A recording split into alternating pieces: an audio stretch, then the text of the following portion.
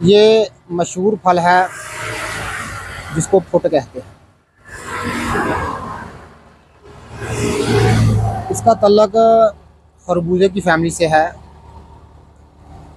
और एक लाजवाब फल है जो कि बहुत सारे अमराज के लिए इस्तेमाल किया जाता है।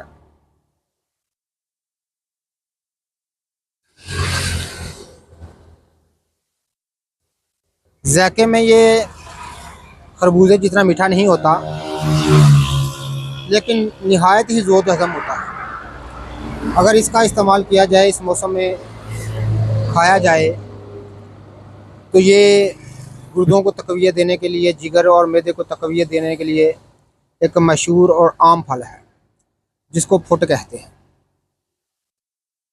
ये आप देख रहे हैं। पाए चिमड़े लाके